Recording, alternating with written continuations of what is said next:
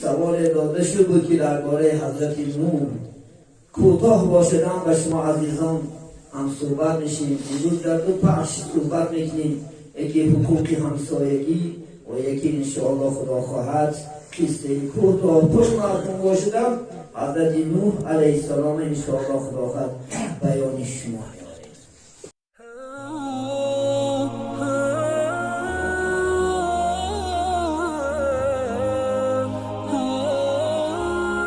موضوع دویم میگردیم فلاخت موضوع ما شما درباره حق همسایگی. اسلام شش حق داره ما شما. یکیش حقی چی از همسایگی واجب است.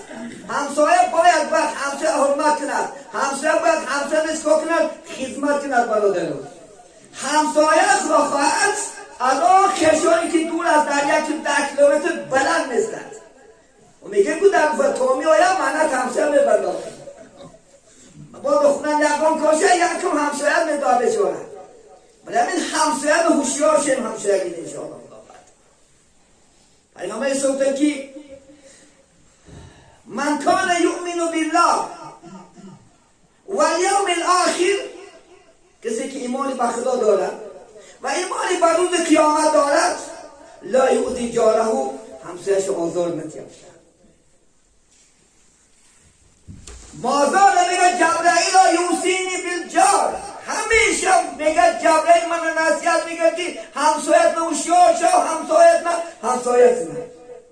حتی میگه زنم تو انه سیوریثو، من گمان میکردم که میگه همسایه در میراث نکنه الله سبحانه و تعالی.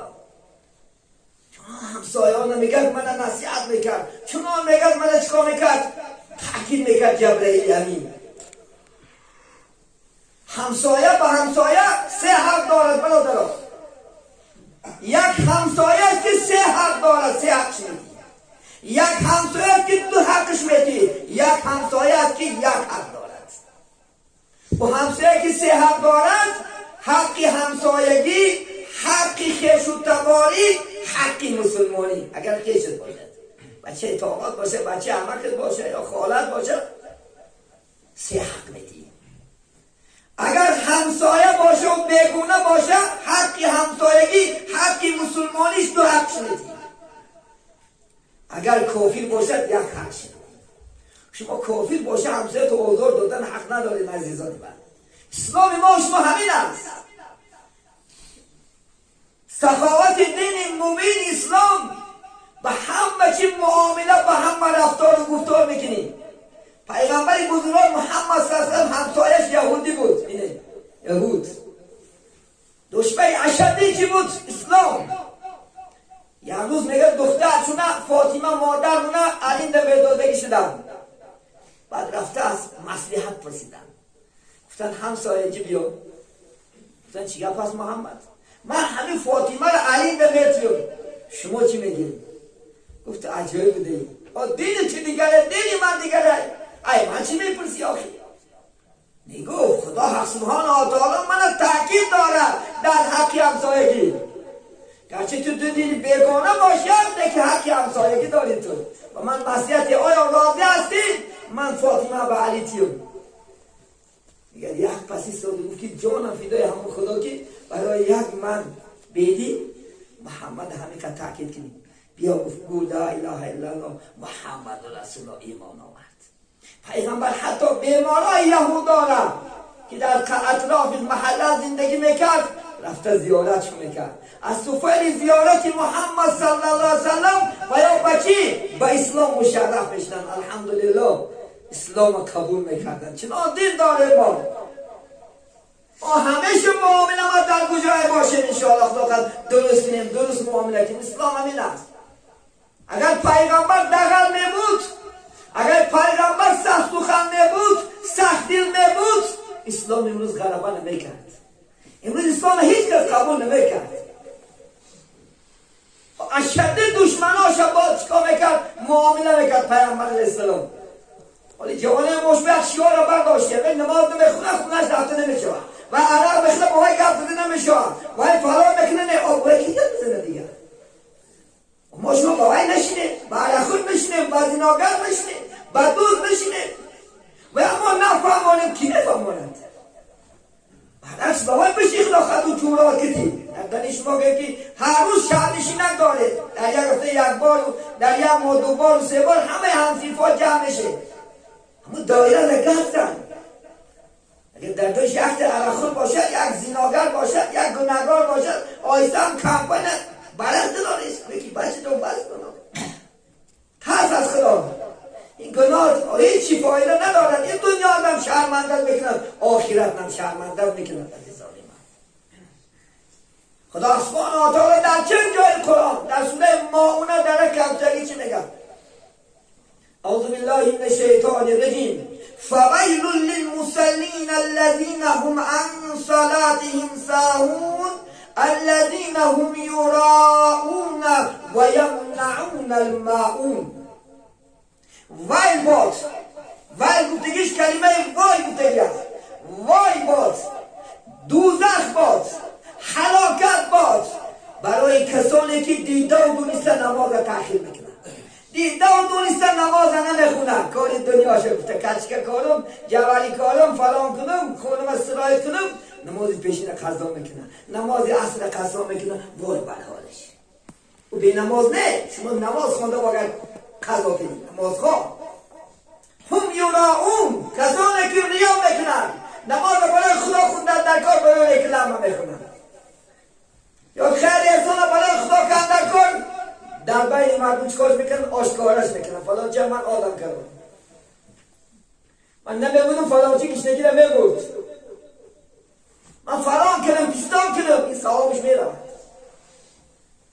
و یمنعون الماعون کسانی که حق ماعونه را منع میکنن برادران در شریعت ما شما آریت گفتگی چیز است آریت گفتگی وقتی چه داده استفاده بردنی اشیاهای خانگی است دل، دوار، دیگ، فقیر همسایه با همسایه داده شد آریت میگه وقتی چه 1 ساعت و 2 ساعت و 5 ساعت استفاده برده آوردن آریت میگه کسی که همین هم من میکنه جاش دوزخ است ما ده همسایه کلم ده بیاد به جاش کنی این نیست دروغچی میشه با الکذا بلا امتی و بعد خدا خد بگذیم یست نداره تبال تبیاد نتی ولی بعضی هم مال ساله که خود دامنا میتیم شاخیر یا شکستش میارن یا از خودش میکند اگر مبادا خیانت کند منافق است المنافقین فی درک اسفل نار مبادا بجاش کند تا قیامت کارش فرمند ثوابش در نامه شما اعمال شما میرسد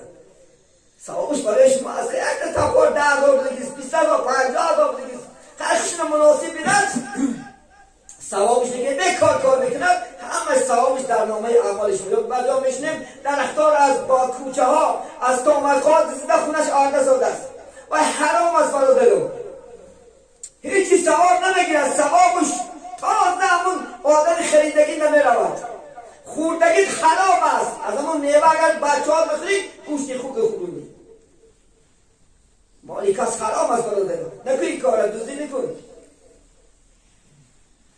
این حقی همسایگی را من نکنه انشاءالله خداوند همسایت همیشه خداوند برکی یک جوان من رسول الله بود که یا رسول من همسایه دارم چی که همسایه بود که باید که همسایت از دستی تو آزار میکشن همسایت خیانت نکنی مبادا اگر کنی فقط هارون و شداد و حامات کسی گفت فقط میخیزی ولی بعضا دوست زنهای همسایه کسی تجاوز میکردیم بیچاره همسایه شوهرش در رسی است اخلاصده بدبختی به ایمان شبخانی اون همسایهش میتونه است از خدا نمیترسی الله انشاءالله جزات این زنا است حتی همسایه را لعنت کردنش گناه است از این ظالمان 7 طایفه را خدا گناهش نمیگذره 7 طایفه را 7 نفری 7 نفره یکیش میگه همسایه لعنت کند از این نبرار همسایه چی است؟ با حق خدا برابر است امام اعظم رحمت الله علیه همسایه‌اش یهودی بود همه آبره ما شما تشنا بگیمش آبره سترمی خانه امام اعظم کردی بود چندین سال عذاب هوا کشید برآورده خالی میکرد نجاست هوا یک روز خودش دیده بود چی هست گفت حق همسایگی صبر کرده تا روز آمدم خودت پرسیدی همین حق و ایت هست. شاید توبه کنی کار نکرد. گفت من برای سنجش کردم کنی تو میگوی دینم حق است صبر میکنی طاقت نه ایمان آورد. یه عزیزای خدا را یا که پیغمبر اسلام همسایش ابو لهب بود، جمیل بود، ابو سفیان خوبرش شب روز میرفت خار و نجاست جمع میکرد، شب اومده رای پیغمبر نظر پرتاب. پیغمبر صبر میکرد، طاقت میکرد. الحمدلله ما باید که با صبر باشیم، با طاقت باشیم. الحمدلله. یک همسایه میگه همسایه را فریاد کرد، گفت من بکر تو که همسایه کنی جون؟ گفت میدانی؟ گفت روز میگه از کرم آب گرفتم ستیل تو با ستیل من یک جایه شد. این حق همسایگی است.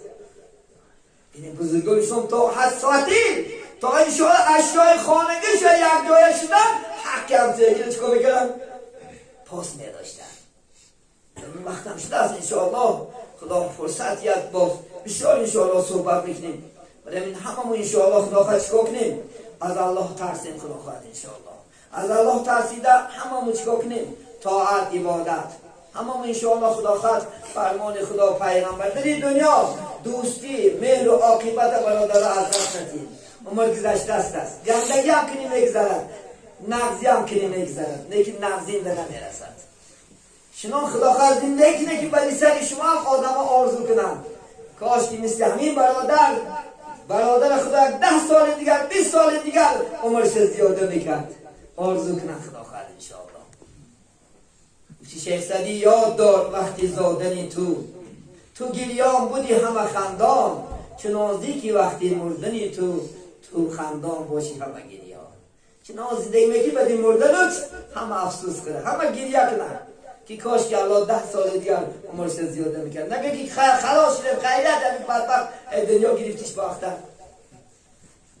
تو امام اعظم همسایگیش یک عرق خورد بود، نمیگم دعا میکنه عرق خورد همسایش امام اعظم رحمت الله علیه. عرق خورده میامد سرود میخوام با امام اعظم آزار میداد. امام اعظم مشتی خود شد، شب تا سحر عبادت میکردن، نماز میخوندن، قرآن میخوندن. یک روز میگه خیستن که همسایه آوازش نبود. بعد گفتن او همسایه پرسید که همسایه کجاش داشته؟ گفتن یک جنایت کرده است بوده حبسش کرده. از همین جای امام اعظم خیسته سحر می رود. وقتی که صاحب حبس خانه پیشواز میبراید حضرت پیشواز میگه چی شما را طرف ما آورد؟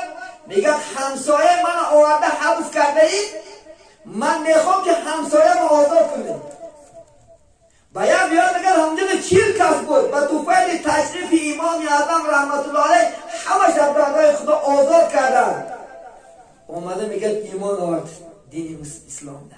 یکی از عالمان بزرگ اسلام شد که تو من همین قدر تا آزادیم و جای خیرت بودی خلاصی بودنت با رفته من خریداری کردیم. دینی تا حقه ما دینی ما چنان حقه الحمدلله. اگر چنان معاملات کنیم همسایه هم سیگه بخیر میآید، سیگه هم محلگی هم بخیر میآید، سیگه همه دنیا بخیر میآید. اسلام در نزدیکش در میگیرن، اسلام عزیز را قبول کرد میگیرن. بریم آگاه باشیم، هوشیار باشیم. همیشه خدا خواهد همیشه همسایگی را حقاش ادا کنیم. خدا فرصت کرد من جمعه دیگر با چندین انشاءالله خدا خواهد سخنهای الله سخنهای پیغمبر است البته به سمع شما عزیزان میرسیم. روز وقت خدا خواهد با آخر رسید. خدا فرصت کرد نصیحت کرد خاطر جمع انشاءالله زنده باشیم تا جمعه دیگر البته به شما عزیزان هم صحبت میشیم.